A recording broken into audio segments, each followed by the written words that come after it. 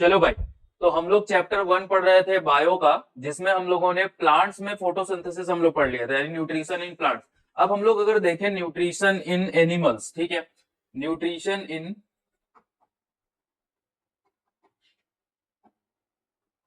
Animals, तो जो animals में न्यूट्रिशन होता है वो कैसा होता है बेटा? होलोजोइक होता है। हम लोगों ने बात करी थी हेटेरोट्रॉपिक न्यूट्रिशन की, तो उसमें जो न्यूट्रिशन हम लोगों ने पढ़ा था, तो एनिमल में जो न्यूट्रिशन होता है वो कैसा होता है बेटा? होलोजोइक होता है। यानी जो एनिमल होता है वो डायरेक्ट अपने फूड को सॉलिड के फॉर्म में लेते हैं, उसको एब्जॉर्ब करते हैं, और जो वेस्ट मटेरियल होता है उसको एक्सक्रीट आउट कर देते हैं, यानी बाहर भेज देते हैं। बात समझ में आई? ठीक है। सबसे पहले अगर हम बात करें न्यूट्रिशन इन, एक एग्जाम्पल है, हम लोग पहले छोटे जीव पे देखेंगे, यानी यूनिसेलुलर ऑर्गेनिज्म में न्यूट्रिशन इन अमीबा।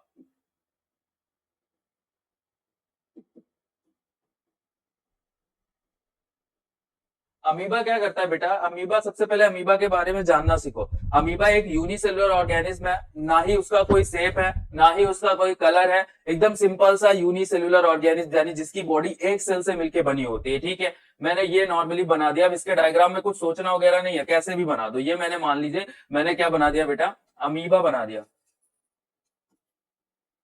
ठीक है। अब ये जो अमीबा है, जैसे मान लीजिए आपके पास कोई फूड दे दे, मतलब आपका जो बहुत पसंदीदा फूड है, इमली वगैरह मान लो, या फिर कुछ भी, तो आपके माउथ में पूरा पानी पानी सलाइवा वगैरह भर जाता है ना। वैसे ही सारे जीव के साथ होता है, जब उनके सामने फूड आता है तो उनपे कुछ ना कुछ क्या होता है, वो प्रतिक्रिया करते हैं, उसमें कुछ रिएक्ट करते हैं। अमीबा कैसे रिएक्ट करता है? मान लीजिए इसके पास कोई फूड पार्टिकल आया यहाँ पे, ठीक है, तो ये क्या करेगा? ये अपनी बॉडी की जो मेम्ब्रेन है उसको एक्सटेंड करेगा, ऐसे बढ़ाएगा, अपनी बॉडी की जो मेम्ब्रेन है उसको बढ़ाएगा। ठीक है, ऐसे कुछ।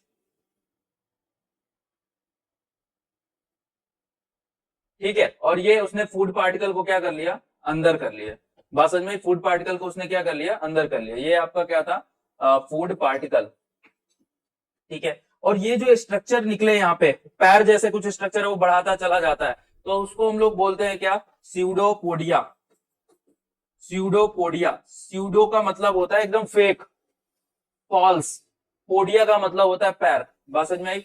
अब आगे क्या करेगा ये? उसको एकदम से अंदर कर लेगा, ये उसने एकदम से अंदर कर लिया, और ये बना लेगा एक बेटा वैक्यूल। इस वैक्यूल को हम लोग फूड वैक्यूल बोलते हैं। यहाँ पे फूड क्या होगा बेटा? डाइजेस्ट होगा, यहाँ पे बहुत सारे एंजाइम्स आ जाएंगे एंड उस फूड को डाइजेस्ट कर देंगे। और जैसे ही फूड डाइजेस्ट हो जाएगा, तो जो वेस्ट मटेरियल होता है बेटा, जो वेस्ट मटेरियल होगा उसको बाहर ऐसे करके भेज दिया जाएगा। ठीक है, तो साथ में आपको एक वैक्यूल, ये तो आपका फूड वैक्यूल है, साथ में आप एक न्यूक्लियस बनाइएगा, और उसके साथ साथ एक नॉर्मल सा वैक्यूल बनाइएगा, तो आपका ये डायग्राम क्या होगा? कंप्लीट हो जाएगा। तो न्यूट्रिशन इन अमीबा में सबसे अच्छे से सबसे जरूरी बात दो चीजें हैं। सबसे पहली बात, इसमें स्यूडोपोडिया बनता है ताकि वो फूड को कैप्चर कर सके। दूसरी बात इसमें क्या है? फूड वैक्यूल बनता है। वैक्यूल की स्पेलिंग गड़बड़ लिख दी थी मैंने। वैक्यूल बनता है, वैक्यूल से क्या करेगा? वो फूड को डाइजेस्ट करेगा, और जितना भी वेस्ट होगा उसको बाहर निकाल देगा, यानी स्क्रीट आउट कर देगा। यहां तक मेरी बात समझ में आई? अगर ये बात समझ में आई है तो अब इसको रीड आउट कर लेते हैं। ठीक है, न्यूट्रिशन इन अमीबा। तो मान लीजिए यहाँ पे अमीबा के पास कोई फूड पार्टिकल आया है, ये देखिए उसने स्यूडोपोडिया एक्सटेंशन निकाले, एंड वो फूड पार्टिकल को बॉडी के अंदर ले जाने की कोशिश करा, और क्या बन गया? फूड वैक्यूल बन गया। बात समझ में आई यहाँ पे? तो अमीबा कैसा है बेटा? ये एक यूनिसेलुलर ऑर्गेनिज्म है। अमीबा कैसा है बेटा? एक यूनिसेलुलर ऑर्गेनिज्म है, जो कि ज्यादातर कहाँ पे रहते हैं? वो केवल और केवल वाटर में ज्यादातर देखने को मिलते हैं आपको। ठीक है, it takes food by forming finger like projection. वो अपना फूड कैसे लेते हैं? फिंगर लाइक प्रोजेक्शन बना के, वो ऐसे करके फिंगर लाइक प्रोजेक्शन बना के, और उन फिंगर लाइक प्रोजेक्शन को हम लोग क्या बोलते हैं बेटा? स्यूडोपोडिया बोलते हैं। और स्यूडोपोडिया से वो पूरा घेर लेगा फूड को एंड बना देगा फूड वैक्यूल। और inside the food vacuole, food क्या होगा बेटा? डाइजेस्ट होगा, एब्जॉर्ब होगा, और जितना भी अनडाइजेस्टेड, पूरा फूड तो डाइजेस्ट नहीं हो जाएगा, जितना फूड अनडाइजेस्टेड फूड होगा उसको हम क्या कर देंगे? बॉडी के बाहर भेज देंगे, सेल के बाहर भेज देंगे। ठीक है, अब हम लोग बात करते हैं nutrition in paramecium. Nutrition in paramecium. Paramecium भी अगर हम बात करें तो पैरामीशियम भी आपका यूनिसेलुलर ऑर्गेनिज्म होता है। पैरामीशियम की बॉडी बेटा कुछ ऐसे होती है, ठीक है। और इसमें बहुत सारे ऐसे करके क्या लगे होते हैं, स्यूडोपोडिया लगे होते हैं।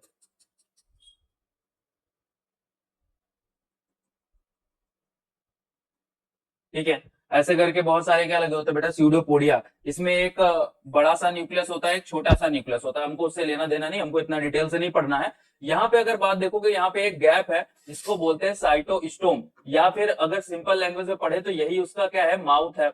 अब अगर मैं कहता हूं कि कोई भी फूड पार्टिकल मान लेते हैं यहाँ पे आ गया, तो ये क्या करेगा, अपने सीलिया को, इसको बोलते हैं सीलिया, हेयर लाइक स्ट्रक्चर, ठीक है, ये अपने सीलिया को बीट कराएगा ऐसे ऐसे करके, और जब बीट करेंगे तो ये फूड पार्टिकल कहां पे पहुंच जाएंगे, ऐसे करके करके करते करते करते इसके साइटोस्टोम में पहुंच जाएंगे, और ये फूड को क्या कर लेगा बेटा, डाइजेस्ट कर लेगा, ये फूड को क्या कर लेगा, डाइजेस्ट कर लेगा। तो वही यहाँ पे लिखा है कि paramecium is also unicellular organism, its whole body surface bear cilia, उसके पूरे बॉडी सर्फेस में क्या बेटा, सीलिया है, ठीक है।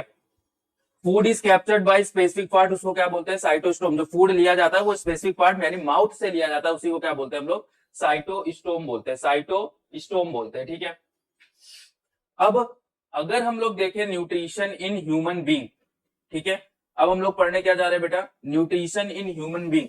तो ह्यूमन बींग में न्यूट्रिशन कैसा होता है, ह्यूमन बींग हम लोग है ना, तो हम लोग कैसे न्यूट्रिशन करते हैं, पहले हम कुछ डाइजेस्ट कर पहले कुछ खाते हैं। तो जब हम कुछ चीजें टेक करते हैं, यानी कुछ भी फूड हम लोग खाते हैं, तो उसको हम लोग क्या बोलते हैं बेटा, इंजेशन, यानी फूड को टेक इन ऑफ फूड, यानी फूड को अंदर लेना, उसको क्या बोलते हैं हम लोग, इंजेशन बोलते हैं। फिर हम लोग फूड को डाइजेस्ट करते हैं, यानी फूड को हमने कन्वर्ट कर दिया स्मॉल सब्सटेंस में, या फिर स्मॉल एंड सिंपल सब्सटेंस में कन्वर्ट कर दिया। अभी वो पढ़ना ही है, मैं ज्यादा कॉम्प्लेक्स नहीं कर रहा हूं। तो हमने छोटा छोटा उसको क्या कर दिया, तोड़ दिया, ठीक है, तो डाइजेशन उसी को बोलते हैं, यानी फूड को हमने ब्रेक कर दिया। फिर जब हमने छोटा स्मॉल चीजें बना ली है, मान लीजिए हमने ग्लूकोज बनाया, उसको एब्जॉर्प्शन करना है, हमको क्या करना है, एब्जॉर्प्शन। तो सबसे पहले इंजेक्शन, यानी फूड खाना है, फिर उसको आराम से डाइजेस्ट करना है, जो वो एकदम सिंपल सा फॉर्म बन जाएगा फूड का। फिर उस सिंपल से फॉर्म को हमको क्या करना है, एब्जॉर्ब कर लेना है, और एब्जॉर्ब करके ब्लड में छोड़ देना, ब्लड के पास जाएगा वो माइटोकॉन्ड्रिया में, एंड माइटोकॉन्ड्रिया में जाके वो क्या करेगा, एनर्जी बनाएगा। उस फूड से हम क्या बनाएंगे बेटा, एनर्जी बनाएंगे, तो उसको हम लोग क्या बोलते हैं, एसिमिलेशन, ठीक है। और फिर जो अनडाइजेस्टेड फूड होगा उसको बॉडी के बाहर निकाल देंगे, यानी उसको क्या बोलते हैं हम लोग, इजेशन बोलते हैं। मेरी बात समझ में आई? सबसे पहले फिर से देखो, पहले इंजेशन करना है, यानी फूड को खाना है, फिर उसके बाद हमको डाइजेशन करना है, यानी फूड को सिंपल फॉर्म में बदल देना है, सिंपल फॉर्म में बदलने के बाद उसको हमको एब्जॉर्ब कर लेना है, और एब्जॉर्ब करने के बाद उसको एनर्जी में कन्वर्ट करना है, उसी को क्या बोलते हैं हम लोग, एसिमिलेशन बोलते हैं, ठीक है। और फिर उसके बाद हम लोग क्या करेंगे, इजेशन कर देंगे जो अनडाइजेस्टेड फूड होगा। बात समझ में आई यहाँ पे? चलिए, अब हम डाइजेशन को बहुत अच्छे से सिंपल फॉर्म में समझते हैं एकदम डिटेल से।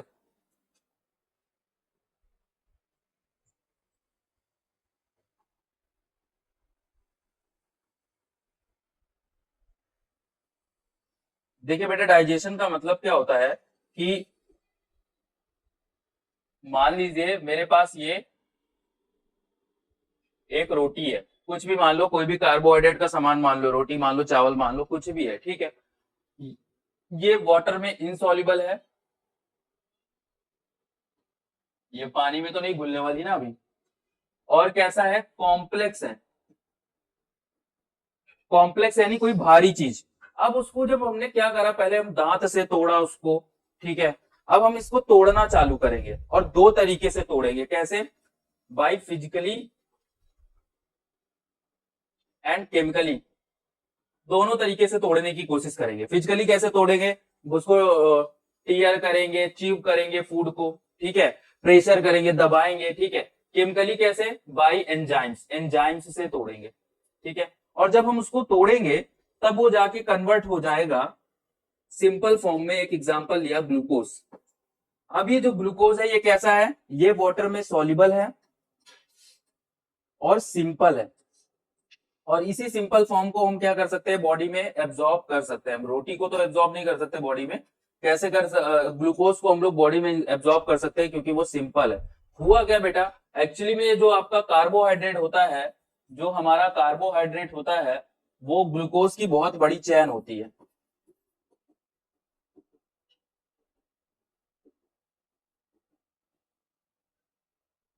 ठीक है। ग्लूकोज की बहुत बड़ी चैन होती है, और ये जो एंजाइम होता है, एंजाइम का काम होता है तोड़ना, तो ये ऐसे तोड़ देता है उसको, फिर जब चार चार के हो जाएंगे फिर तोड़ देगा, और फिर तोड़ देगा, फिर तोड़ देगा, कौन? एंजाइम। और तोड़ के उसको क्या बना देगा? ग्लूकोज बना देगा, सिंपल फॉर्म में बना देगा। और इसी प्रोसेस को क्या बोलते हैं हम लोग? डाइजेशन बोलते हैं। क्या बोलते हैं हम लोग? डाइजेशन बोलते हैं। यानी इनसॉल्युबल कॉम्प्लेक्स फूड सबस्टेंस को simple and soluble food substance में बदलना ही हमारा क्या कहलाता है? डाइजेशन प्रोसेस कहलाता है। क्या कहलाता है बेटा? डाइजेशन प्रोसेस कहलाता है। तो यहाँ पे अगर हम लोग पढ़े उस बात को, यहाँ पे लिखा है digestion is the conversion of, digestion is the conversion of complex and insoluble. कैसा? कॉम्प्लेक्स, जैसे रोटी था अपना, कॉम्प्लेक्स था और इनसॉल्युबल था, ठीक है। फूड मटेरियल को हमको simple and soluble, simple and soluble food material में चेंज करना है।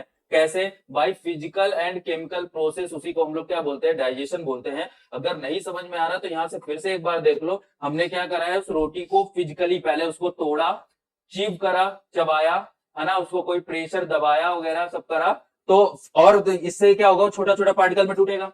और केमिकली बाय एंजाइम, एंजाइम से हम उस कार्बोहाइड्रेट को ऐसे करके क्या कर देंगे? ब्रेक कर देंगे और सिंपल फॉर्म में ग्लूकोज में बदल देंगे, उसी को क्या बोलते हैं? डाइजेशन। अब बॉडी में ये इतना सिंपल नहीं होता, ये एलिमेंट्री कैनाल के अंदर इसका पूरा डाइजेशन होता है, उसको हम लोग समझते हैं। तो डाइजेशन की आप लोग डिफिनीशन समझ गए होंगे। ये पीपीटी मैं आपको टेलीग्राम पे शेयर कर दूंगा।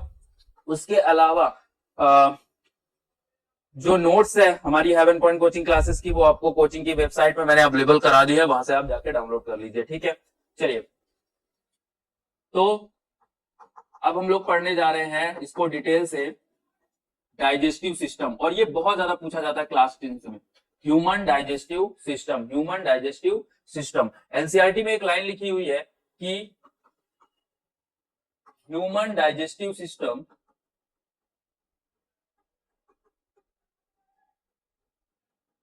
consist of alimentary canal and associated gland। अब यहां पे मेरी ध्यान से बात समझिएगा। एलिमेंट्री कैनाल एक बेटा पाइप है, उस पाइप के अंदर फूड ट्रेवल करता है, फूड चलता है, ठीक है। और उसके अगल बगल कुछ ग्लैंड्स लगे हुए जो एंजाइम भेजते हैं। एंजाइम भेज के वो क्या करेंगे? उस फूड को तोड़ेंगे और सिंपल फॉर्म में बदल देंगे, जो कि डाइजेशन का काम है, यानी कन्वर्ट करना है। फूड को, जो कॉम्प्लेक्स और इनसॉल्युबल फूड था, उसको सिंपल एंड सॉल्युबल फूड में क्या करना है? उसको कन्वर्ट करना है, ठीक है। तो अगर मैं इसका डायग्राम अच्छे से बनाऊं, यहां पे देखिएगा, और आपको भी ये डायग्राम सीख लेना है। चाहता तो ये एनिमेशन में भी दिखाया जा सकता था, या फिर पहले से बनी हुई ड्राइंग में, बुक में, बट आपको भी ये बनाना पड़ेगा, ठीक है।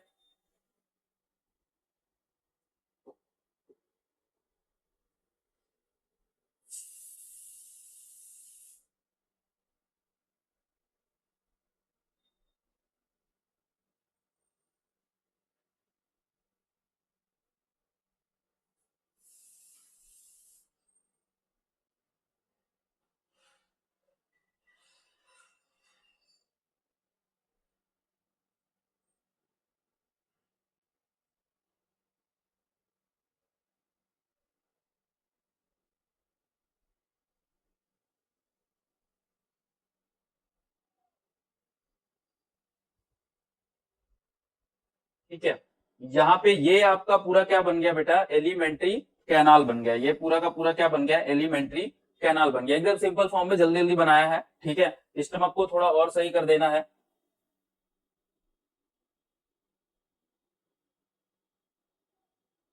स्टमक आपका जे शेप का होता है, तो उसको जे शेप का बना भी देना होता है। अब यहाँ पे अगर हम देखें तो यहाँ से एक एसोसिएटेड ग्लैंड निकली होती है, और उस ग्लैंड का नाम होता है पैंक्रियास।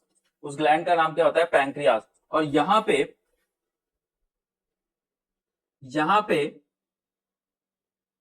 सब लोग जानते हैं इस ग्लैंड का नाम लीवर। यहाँ पे क्या होता है बेटा? लीवर होता है। यहाँ पे क्या होता है? लीवर होता है, ठीक है।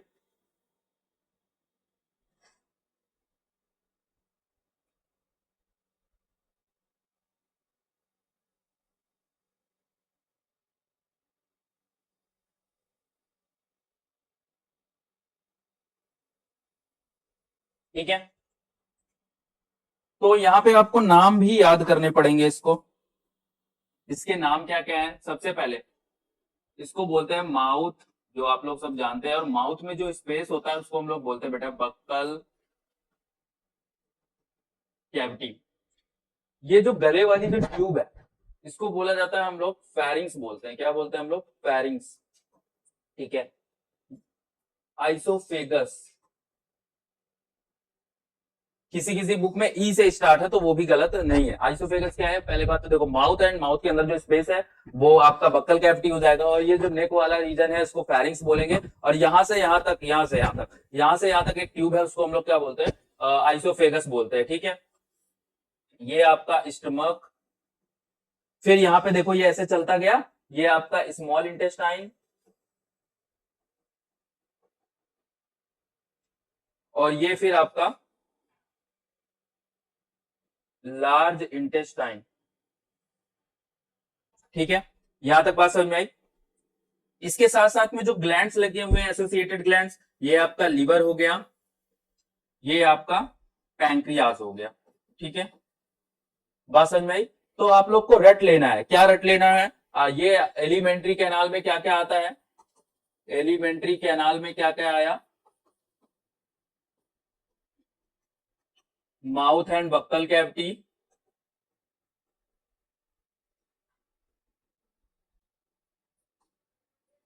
Pharynx,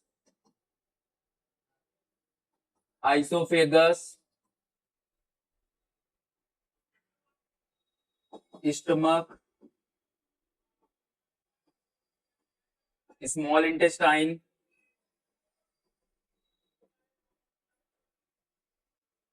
and large intestine. ये आपको रट लेना है। ठीक है, लार्ज इंटेस्टाइन ये रट लेना। कैसे रटोगे? Mouth and buccal cavity, pharynx, oesophagus, stomach, small intestine, large intestine. Mouth and buccal cavity, pharynx, stomach, small intestine, large intestine. बार बार बोलते रहो। ठीक है, तो ये आपकी एलिमेंट्री कैनाल हो गई, यानी ये ट्यूब है, माउथ से स्टार्ट है, नेनस पे खत्म है, ये आपकी क्या आ गई? ट्यूब हो गई। उसी को क्या बोलते हैं हम लोग? Alimentary canal. फिर अगर मैं बोलूं आपके एसोसिएटेड ग्लैंड कौन कौन से हैं? एसोसिएटेड ग्लैंड कौन से हैं? तो दो जो इंपॉर्टेंट ग्लैंड्स है तो बहुत सारे, दो जो इंपॉर्टेंट ग्लैंड्स है वो क्या है आपका? पहला पैंक्रियास। पैंक्रियास को बेटा मिक्स ग्लैंड बोला जाता है। क्यों बोला जाता है हम आगे अभी जब पैंक्रियास डिटेल से डिस्कस करेंगे तब बताएंगे। ठीक है, और लीवर को हम लोग क्या बोलते हैं? Largest gland. अब बहुत ज्यादा बार ये पूछा गया तो इसको रट लेना। लीवर को क्या बोलते हैं हम लोग? लार्जेस्ट ग्लैंड बोलते हैं। और पैंक्रियास को क्या बोलते हैं बेटा? मिक्स ग्लैंड बोलते हैं। पैंक्रियास को क्या बोलते हैं बेटा? मिक्स ग्लैंड बोलते हैं। यहां तक मेरी बात समझ में आई? यहां तक मेरी बात समझ में आई? अब एक एक स्टार्ट करूं, पहले रट लो भाई। एलिमेंट्री कैनाल क्या है? माउथ। हमने बोला human digestive system consist of alimentary canal and associated gland. फिर एलिमेंट्री कैनाल में क्या आता है? Mouth and buccal cavity, pharynx, oesophagus, stomach, small intestine, large intestine. और एसोसिएटेड ग्लैंड में क्या है? पैंक्रियास है और लीवर है। पैंक्रियास आपका मिक्स्ड ग्लैंड है, लीवर आपका कैसा है? लार्जेस्ट ग्लैंड है। अब इसको डिटेल से पढ़ते हैं। ठीक है, सबसे पहले एक एक स्टार्ट करें, हम लोग बात करते हैं माउथ एंड बक्कल कैविटी।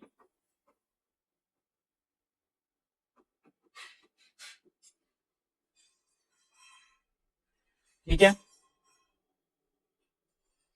क्या बात करने वाले हम लोग? माउथ एंड बक्कल कैविटी की। तो सबसे पहले अगर हम बात करें माउथ होता क्या है? माउथ बेटा एक ओपनिंग है जहां से फूड इंटर होगा। माउथ क्या है? एक ओपनिंग है जहां से क्या होगा?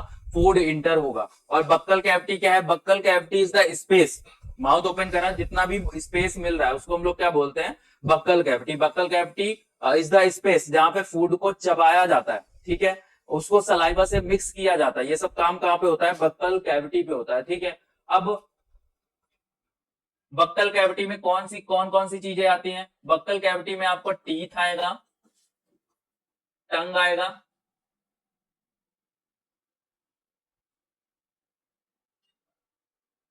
एक सेकेंड,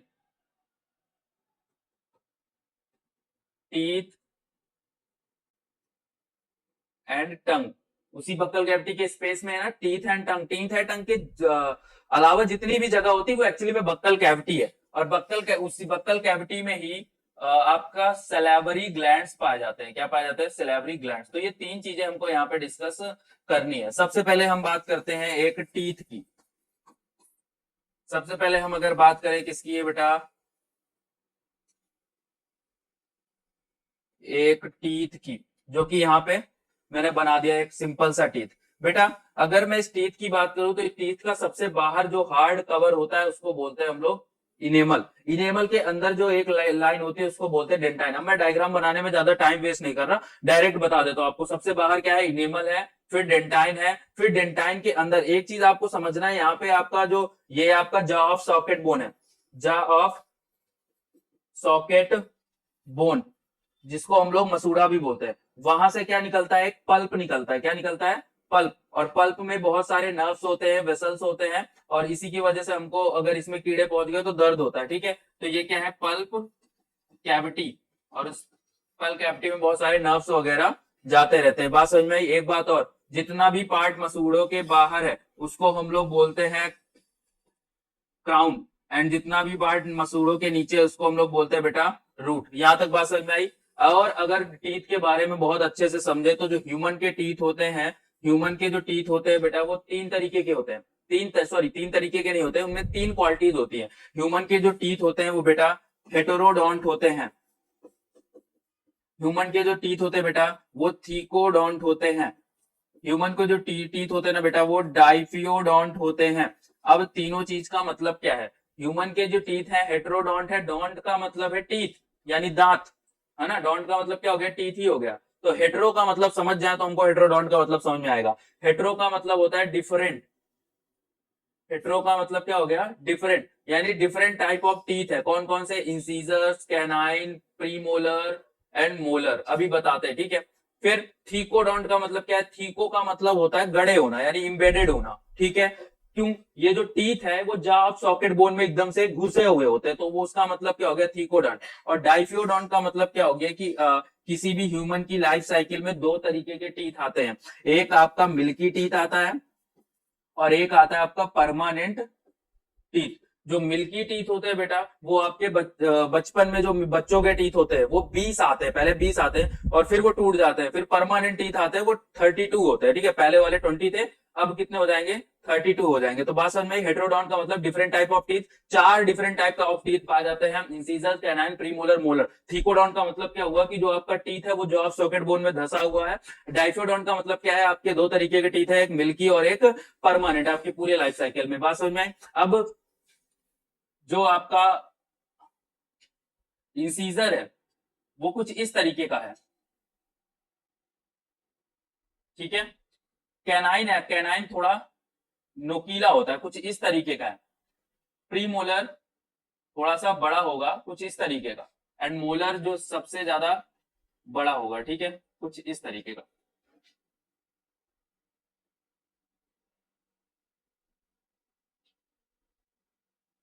ठीक है, ये तो इसको हम लोग क्या बोलते हैं बेटा, इंसीजर। ठीक है, कैनाइन, प्रीमोलर, मोलर। अब इसी के अकॉर्डिंग बेटा डेंटल फॉर्मूला होता है। इसी के अकॉर्डिंग क्या होता है बेटा, डेंटल फॉर्मूला होता है। मैंने अगर बोला कि मान लीजिए ये आपके, मैंने ये माउथ बना दिया भाई, ये क्या बना दिया, माउथ। तो अब माउथ में क्या लगे हुए, टीथ लगे हुए। तो जो इधर टीथ होंगे, जो इधर टीथ होंगे वही इधर भी टीथ होंगे। ठीक है, जो इधर टीथ होगा वही इधर भी टीथ होगा, और जो ऊपर टीथ होगा वही नीचे भी टीथ होगा। तो अगर हम एक साइड के टीथ को कैलकुलेट कर ले, जैसे यहाँ पे जो स्टार्टिंग के दो टीथ होते हैं वो आपके इंसीजर के होते हैं, फिर उसके बाद जो एक टीथ होता है वो कैनाइन का होता है। दो किसके होते हैं, इंसीजर के, एक किसका होता है, कैनाइन का। फिर प्रीमोलर की कितने टीथ आते हैं, दो। फिर मोलर की कितने टीथ आते हैं, तीन। तो यहाँ पे इतने दांत हो गए ना, ये पूरे के पूरे मैंने कैलकुलेट कर लिया। दो इंसीजर है, एक कैनाइन है, दो प्रीमोलर है और एक मोलर है। तो इधर भी सेम होगा, तो मैं अगर 2 से मल्टीप्लाई कर दूं तो काम चल जाएगा। नीचे भी सेम होगा, तो 2 1 2 3 और 2 से मल्टीप्लाई कर दूं तो काम हो जाएगा। ठीक है, तो ऊपर कितने टीथ है, 2 1 2 3 कितना हो जाएगा भाई, ये आपका हो गया 5 5 8, ये 16 हो गया। नीचे भी 16 और 16 16 को जोड़ देंगे, अगर जोड़ना है दोनों को। ठीक है, दोनों को जोड़ना है, मतलब वो ऊपर के टीथ है या नीचे के टीथ है, और कितना आ जाएगा आपका 32 टीथ। यानी ये इसको क्या बोलते हैं हम लोग, डेंटल फॉर्मूला। इसको क्या बोलते हैं, डेंटल फॉर्मूला। डेंटल फॉर्मूला से ये पता लगता है कि कौन सा टीथ कहां पे है। बात समझ में आई। और अगर मैं यही डेंटल फॉर्मूला चाइल्ड के केस में बात करूं, यानी जिसमें मिल्की टीथ है, तो उसके लिए जो डेंटल फॉर्मूला कितना हो जाएगा, 2102। उनमें एक्चुअली प्रीमोलर टीथ आते ही नहीं है, और जब इसको गिनेंगे तो ये कितना हो जाएगा, 2 1 जी 5, 5 2 10, नीचे भी 10, दोनों को जोड़ दो कितना आ जाएगा 20, यानी उसमें कितने टीथ होते हैं, 20 टीथ होते हैं। ठीक है, मुझे ऐसा लगता है आप लोगों ने टीथ अच्छे से पढ़ लिया होगा। टीथ कैसा होता है आपका, नॉन बोनी स्ट्रक्चर होता है और बहुत हार्ड होता है, कैल्शियम एंड फॉस्फेट का बना होता है, तो ये जरूर याद रखिएगा। ठीक है, अब इसके बाद हम लोग पढ़ने वाले हैं टंग। ठीक है, टीथ के बाद हम लोग क्या पढ़ने वाले बेटा, टंग पढ़ने वाले हैं। ये मैंने मान लीजिए टंग बना दी, इस टंग में क्या पाया जाता है बेटा, टेस्ट बड पाया जाता है, और इस टेस्ट बड से हम क्या कर पाते हैं, चीजों को टेस्ट कर पाते हैं। तो पहला फंक्शन क्या हो गया, इसको टेस्ट करने में। दूसरा, ये जो आपका टंग है वो फूड को मिक्स करता है सलाइवा से, इसको फूड को मिक्स करता है सलाइवा से। तो इसके दो काम, सबसे पहला आपको फूड को टेस्ट कराने में और फूड को सलाइवा से मिक्स करने पे। ये आपकी एक स्केलेटल मसल है। स्केलेटल मसल ऐसी मसल होती है, आप लोगों ने 9th में पढ़ा है, जो कि क्या हो, बोन से अटैच हो। तो ये यहाँ पे एक बोन से अटैच होती है, उस बोन का नाम है हॉयोइड बोन। ठीक है, जब आप 11th में जाओगे तो उसको और डिटेल से पढ़ोगे। ठीक है, टंग भी हो गया। अब अगर हम बात करें, जो हमारा तीसरा टॉपिक था वो क्या था, स्लैवरी ग्लैंड्स। तो स्लैवरी ग्लैंड्स क्या था, जैसे मान लो मैंने बता दिया कि ये मान लो एक अपना चुन्नू लाल है एंड ये उसका माउथ हो गया, तो उसके माउथ में मैंने बोला क्या, ये टीथ है, एंड ये मैंने बताया ये टंग है। राक्षस लग रहा है बट है चुन्नू लाल। ठीक है, टीथ है और ये क्या है, टंग है।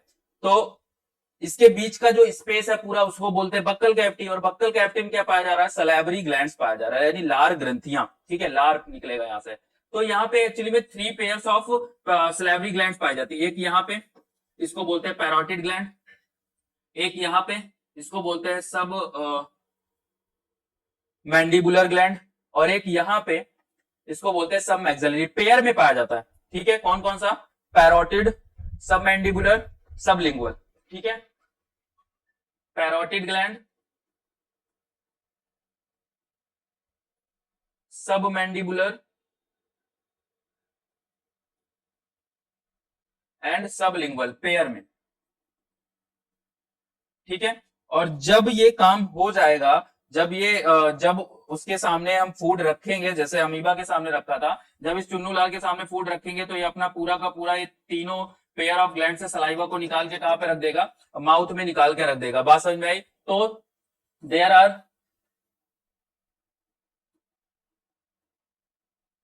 3 pair of salivary glands, there are 3 pairs of salivary glands, जो क्या निकालते हैं बेटा, सलाइवा। अब इस सलाइवा का काम क्या होता है बेटा, जैसे मैंने एंजाइम बताया ना, एंजाइम का काम तोड़ना, तो सलाइवा में 2 एंजाइम पाए जाते हैं। सलाइवा में कितने एंजाइम पाए जाते हैं, 2 एंजाइम। पहला जो एंजाइम होता है बेटा वो होता है लाइसोजाइम, दूसरा जो एंजाइम होता है वो होता है टाइलिन, या उसी को बोलते हैं हम लोग सैलिवरी एमाइलेज। अब ये जो लाइसोजाइम क्या करता है, लाइसोजाइम जो फूड में आपके बहुत ज्यादा माइक्रोब्स आ गए, बैक्टीरिया वगैरह आ गए, सबको क्या कर देगा, किल कर देगा। तो किल माइक्रोब्स कहां पे, जो फूड में आ गए हैं। ठीक है, टाइलिन क्या करता है, जो फूड का कार्बोहाइड्रेट है, जो फूड का कार्बोहाइड्रेट है उसको बेटा कन्वर्ट कर देता है माल्टोज में। उसको किस में कन्वर्ट कर देता है बेटा, माल्टोज में। उसको किस में कन्वर्ट कर देता है, माल्टोज में। अब ये कार्बोहाइड्रेट क्या है, कार्बोहाइड्रेट वही जो है ग्लूकोज की लंबी चेन। अब ये ग्लूकोज को तोड़ देगा, तो यानी ग्लूकोज 2 ग्लूकोज एक साथ होंगे। जब 2 ग्लूकोज एक साथ होते हैं तो उसको क्या बोला जाता है बेटा, माल्टोज बोला जाता है। ये पूरा फंक्शन है आपका सैलिवरी ग्लैंड से। अगर नहीं अच्छे से समझ में आया तो वीडियो एक बार रिकैप कर दीजिएगा, एकदम अच्छे से आपको समझ में आ जाने वाला है। ठीक है रोहित सर, ऐसा बंद करने की कंटिन्यू रखें, कुछ काम है क्या? ओके, तो रुक जाइए एक सेकंड। तो इसके आगे का हम लोग नेक्स्ट क्लास में डिस्कस करने वाले हैं। यहां तक बढ़िया से रिवाइज करके रखिएगा। थैंक यू बेटा।